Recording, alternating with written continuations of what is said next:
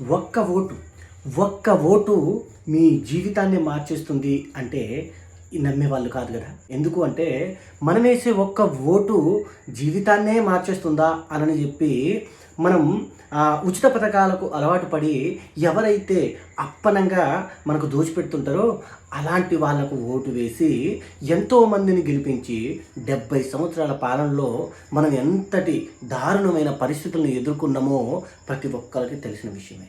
కానీ ఒక్క ఓటు మన జీవితాన్నే మార్చేస్తుంది అనేది మాత్రం అక్షర సత్యం.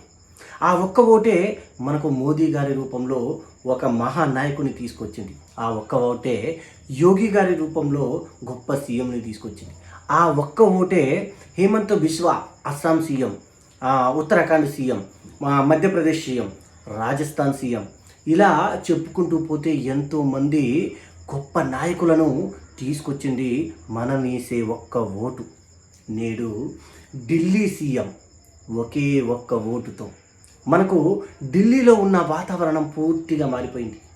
ఎలా అయితే మన హిందువులకు కార్తీక మాసం అతి పవిత్రమైన రోజుగా మనం చేసుకుంటామో అలాగే దీపావళి తర్వాత ఛట్ పూజ పేరిట 3 రోజులు బీహార్ ప్రజలు ఎంతో అద్భుతంగా భక్తి శ్రద్ధలతో నది ఒడ్డున కూర్చొని ఆ ఛట్ పూజను చేస్తూ ఉంటారు పవిత్రంగా.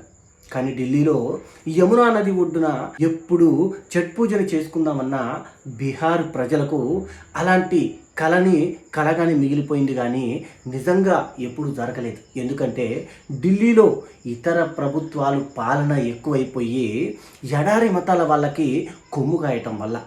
కానీ నేడు ఢిల్లీ ప్రభుత్వం బీజేపీ ప్రభుత్వం అవ్వటం వల్ల ఛట్ పూజ యమునా నది ఒడ్డున అద్భుతంగా జరుపుకుంటున్న పరిస్థితులు మనం చూడవచ్చు.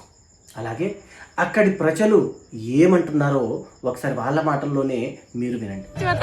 ऐसा फील हो रहा है अगर अब बिहारी अपने बिहार नहीं भी जाए ना, ये दिल्ली गवर्नमेंट ने जैसा काम किया है तो उनको बिल्कुल भी फर्क नहीं लगेगा कि हम बिहार में या दिल्ली में, सेम मतलब एक तरीके से सुकून। और थैंक यू सो मच। सरकार बहुत कुछ की है और आगे भी करेंगे। 7 महीने में इतना कुछ करना बहुत बड़ी बात है। 7 महीने के अंदर पिछली सरकार 10 सालों में कुछ नहीं कर पाई, जो इन्होंने 7 महीने में कर दिखाया। अलग ही फीलिंग है, इसका बयान नहीं कर सकते इस फीलिंग का। सरकार को कोटि कोटि धन्यवाद। ఇప్పుడు చెప్పండి, ఒక్క ఓటు మన జీవితాన్ని మార్చేస్తుంది అనడం నిజమా కాదా?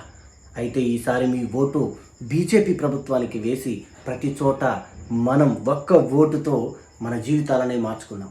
అర్థమైందిగా? జై శ్రీరామ్, భారత్ మాతాకి జై.